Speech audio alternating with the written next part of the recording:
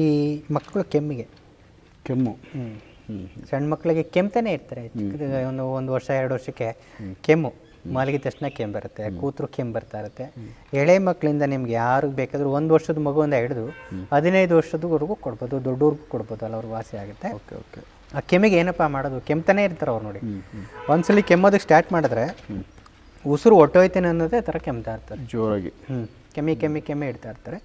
ಅವ್ರಿಗೆ ಏನು ಮಾಡೋದು ಅಂತ ಹೇಳಿದ್ರೆ ಕರ್ಕಾಯಿ ಸಾಧಾರಣವಾಗಿ ಅಲ್ಲಿ ಕಡೆ ಎಲ್ಲ ಔಷಧಿ ಕೊಡ್ತಾರೆ. ಅದು ಕರ್ಕಾಯಿ ಮನೇಲಿ ಇಟ್ಕೊಂಡು ಇರ್ತಾರೆ.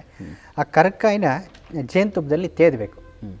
ಈ ನಮ್ಮಲ್ಲಿ ಈ ಮುದ್ದೆ ಮಾಡೋ ಕಲ್ಲನ್ನು ಹಸಿ ಕಲ್ಲು ಅಂತ ಹೇಳ್ತೀವಿ. ಹೌದು, ಹಳ್ಳಿಗಳ ಕಡೆ ಅದು ಹಲವಾರು ಹೆಸರುಗಳು ಕರ್ಕೊಂತಾರೆ, ಅದೇನೋ ಗೊತ್ತಿಲ್ಲ. ಹಸಿ ಕಲ್ಲು ಅಂದರೆ ಮುದ್ದೆ ಮಾಡ್ತಾರೆ, ನಿಮಗೆ ಗೊತ್ತಿದೆ. ಹಸಿ ಕಲ್ಲು ಮೇಲೆ ಜೇನುತುಪ್ಪ ಮತ್ತು ಕರ್ಕಾಯಿ ಅಂತ, ಆ ಕಾಯಿ ನಿಮಗೆ ತೋರಿಸ್ತೀವಿ. ಆಮೇಲೆ ಆ ಕರ್ಕಾಯಿನ ತೇದಬೇಕು. ತೇದ್ಬಿಟ್ಟು ನಾಲ್ಗೆಗೆ ನೆಕ್ಸ ಅಂತದ್ದು 3 ಟೈಮ್ ನೆಕ್ಸಿ. ಒಂದೊಂದು ಸ್ವಲ್ಪ ಚಿಕ್ಕ ಮಕ್ಕಳಿಗಾದರೆ ಪ್ರಮಾಣ ಕಮ್ಮಿ, ದೊಡ್ಡ ಮಕ್ಕಳಿಗೆ ಪ್ರಮಾಣ ಜಾಸ್ತಿ ಹಾಕ್ಕೊಂಡು ಅದನ್ನು ನೆಕ್ಸ್ತಾ ಬಂದರೆ ಸಂಪೂರ್ಣ ಕೆಮ್ಮು ವಾಸಿ ಆಗೋಗುತ್ತೆ. ಕಫ ಇದ್ದರೂ ಹೊರಗಡೆ ಬರುತ್ತೆ, ವಾಂತಿ ಮುಖಾಂತರ ಹೊರಗಡೆ ಬಂದುಬಿಡುತ್ತೆ. ಅಥವಾ ಒಣಕೆಮ್ಮು ಅಂತ ಹೇಳ್ತೀವಿ ನಾವು. ಒಂದೊಂದು ಸ್ವಲ್ಪ ಅಂತ ಕೆಮ್ತಾನೆ ಇರ್ತಾರೆ, ಸ್ವಲ್ಪ ಹಂಗೆ ಇರುತ್ತೆ. ಆ ಕೆಮ್ಮಿಗೂ ಕೂಡ ಸಂಪೂರ್ಣ ಮನೆ ಮದ್ದು ಇದೆ. ಅದರ ಮಕ್ಕಳಿಗೆ ಮಾತ್ರ, ದೊಡ್ಡವ್ರಿಗೂ ಕೂಡ ಆಗುತ್ತೆ. ದೊಡ್ಡವರು ವಾಸಿ ಆಗಲಿಲ್ಲ, ಅಷ್ಟು ಬೇಗ ವಾಸಿ ಆಗೋದಿಲ್ಲ. ದೊಡ್ಡವ್ರಿಗೆ ಈ ಚಟ ಇರುತ್ತೆ, ಡಿಸ್ಟ್ ಅಲರ್ಜಿ ಕೂಡ ಇರುತ್ತೆ, ಅಂಥವ್ರಿಗೆ ವಾಸಿ ಆಗೋದಿಲ್ಲ. ಮಾಮೂಲಿ ಸಾಧಾರಣ ಕೆಮ್ಮು ಇರುತ್ತಲ್ಲ, ಶೀತದಿಂದ ಬಂದಿರೋ ಅಂಥ ಕೆಮ್ಮು, ಅದು ಸಂಪೂರ್ಣ ಹೊರಟೋಗುತ್ತೆ. ಓಕೆ. ಈ ಕರ್ಕಾಯಿ ಅದು ಬಂದು ಈಗ ರೆಗ್ಯುಲರ್ಗೆ ಹಳ್ಳಿಗಳಲ್ಲಿ ಕೆಲವ್ರಿಗಷ್ಟೇ ಗೊತ್ತಿರ್ಬೋದು, ಸಿಟಿಗಳಲ್ಲಿ ಗೊತ್ತಿರಲ್ಲ. ಅದು ನಿಮಗೆ ಆಯುರ್ವೇದಿಕ್ ಮೆಡಿಕಲ್ಲಿ ಕರ್ಕಾಯಿ ಚೂರ್ಣ ಅಂತಲೂ ಸಿಗುತ್ತೆ, ಅಥವಾ ಕರ್ಕಾಯಿ ಅಂತಲೂ ಕೇಳೋದೇ ಸಿಗುತ್ತೆ, ಅಥವಾ ಗಂದಿಗೆ ಅಂಗಡಿಯಲ್ಲೂ ಕೂಡ ಸಿಗುತ್ತೆ. ಅದನ್ನು ತಗೊಂಡು ಹಸಿ ಕಲ್ಲು ಮುದ್ದೆ ಮಾಡೋ ಅಂತ ಕಲ್ಲಲ್ಲಿ ಪುಡಿ ಮಾಡ್ಕೋಬೇಕು, ತೇದಬೇಕು. ಪುಡಿ ಅಂದರೆ ಕಾಯಿನ ತೇದದು, ಜೇನುತುಪ್ಪದಲ್ಲಿ ಹರಿಯೋದು ಅಂತ ಹೇಳ್ತೀವಿ. Okay okay. ಗಂಧ ತೆಗಿಯೋದು, ಅದನ್ನೇ ತೇದ್ಬಿಟ್ಟು ಒಂದೊಂದು ಚುಟ್ಕೆ, ಸುಮ್ಮನೆ ಅವರು ಎಷ್ಟು ಪ್ರಮಾಣ ಬೇಕು ಅಷ್ಟು ಚುಟ್ಕೆ ತಿಂತಾ ಬಂದಾಗ ಸಂಪೂರ್ಣ ಕೆಮ್ಮು ವಾಸಿ ಆಗೋಗುತ್ತೆ.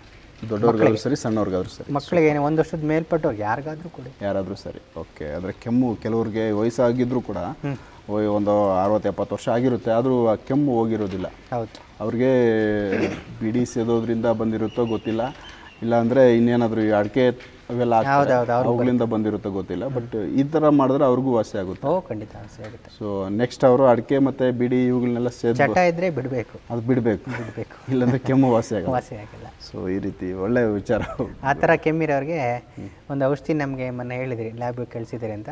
ಅದು ರಿಪೋರ್ಟ್ಸ್ ಎಲ್ಲ ಓಕೆ ಆಗಿ ಬಂದಿದೆ. ಅದು ಔಷಧಿ ನಿಮ್ಮ ಹತ್ರ ಸಿಗ್ತಾ ಇದೆ, ಧಾರಾಳವಾಗಿ ಬಂದು ಕಲೆಕ್ಟ್ ಮಾಡಿ. ಓಕೆ. ಅಂದರೆ ಶ್ವಾಸಕೋಶದ ಸಮಸ್ಯೆ ಒಂದು ಸ್ಪೆಷಲ್ ಇದು ಮಾಡಿದ್ದೀನಿ ಅಂತ ಹೇಳಿ ಲ್ಯಾಬ್ಗೆ ಹೋಗಿತ್ತು ಅಂತ ಹೇಳಿದ್ರೆ ನೋಡಿ, ಬಂದಿದೆ ಬಂತಾ?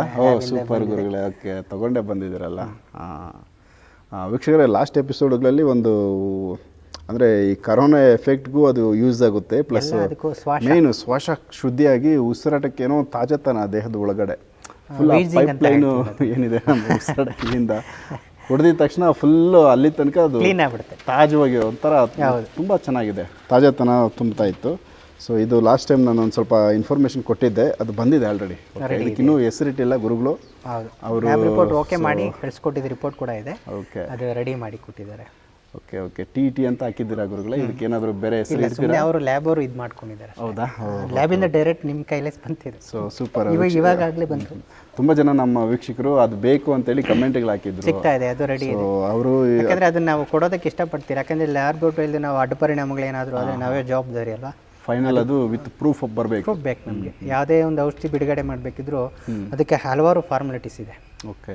ಅದಕ್ಕೋಸ್ಕರ ಅವರು ನಮ್ಮ ಇದನ್ನು ಕೂಡ ನಾವು ಮಾಡಿಕೊಟ್ಟಾಗ ಕೂಡ ನಾವು ಯಾವ ರೀತಿ ಮಾಡಿದ್ವಿ, ಏನಕ್ಕೆ ಮಾಡ್ತಿದ್ದೆ ನೀನು ಅಂತ ಅವ್ರಿಗೆ ಲ್ಯಾಬ್ಗೆ ಕೊಟ್ಟು ನಾವು ಅವ್ರ ಅನುಮತಿ ಪಡ್ಕೊಂಡು ನಾವು ಜನಗಳಿಗೆ ಕೂಡ. ಸೂಪರ್. Okay okay. ತುಂಬ ಜನ ನಮ್ಮ ವೀಕ್ಷಕರಿಗೆ ಅದು ಬೇಕಿತ್ತು ಅಂತೇಳಿ ಕಮೆಂಟ್ ಮಾಡಿದರು. ಸಿಗ್ತಾ ಇದೆ. ಅವರು ಇವಾಗ ಡೈರೆಕ್ಟಾಗಿ ನೀವು ಕೇಳ್ಬೋದು. ಈಗ ಅದು ಇದೆ, ಅದಕ್ಕೆ ಹೆಸರಿಟ್ಟಿಲ್ಲ, ಏನಂತ ಕೇಳಬೇಕು ಗುರುಗಳೇ? ಅವರು ಬ್ರೀಜಿಂಗ್ ಔಷಧಿ ಅಂತ ಕೇಳಿ, ಬ್ರೀಜಿಂಗು ಮತ್ತು ಉಸಿರಾಟ ಸಮಸ್ಯೆಗೆ ಸಂಬಂಧಪಟ್ಟಿದ್ದು ಔಷಧಿ, ಹೊಸ ಔಷಧಿ ಅಂದರೆ ಅಂತ ಹೇಳಿದ್ರೆ ಅದರದ್ದು ಇನ್ನೂ ನಾಮಕರಣ ಫಿಕ್ಸ್ ಮಾಡಿಲ್ಲ. ನಮ್ಮ ವಾಸ್ತುರಾಜ್ ಗುರುಜಿಗೆ ಹೇಳಿದಿರಿ ಹೆಸರು ಕೊಡಿ ಅಂತ, ಕೊಡ್ಬೋದು ನೋಡಿ. Okay okay. ಆಮೇಲೆ ಹೆಸರು ಬರುತ್ತೆ, ಬಟ್ ಪ್ರಾಡಕ್ಟ್ ಇದೆ, ತೊಗೋಬೋದು ಈಗ. ಓಕೆ ಓಕೆ ಗುರುಗಳೇ. ಮತ್ತೀಗ ಬೇರೆ ವಿಚಾರ ಹೋಗ್ಬೇಕಂದ್ರೆ ಬೇರೆ ಅಂದರೆ ನಿಮಗೆ ಈ ನಿದ್ರೆ ಬರ್ತಿಲ್ಲ ನನಗೆ ಅಂತ ಹೇಳ್ತಿರ್ತಾರೆ, ಒತ್ತಡ.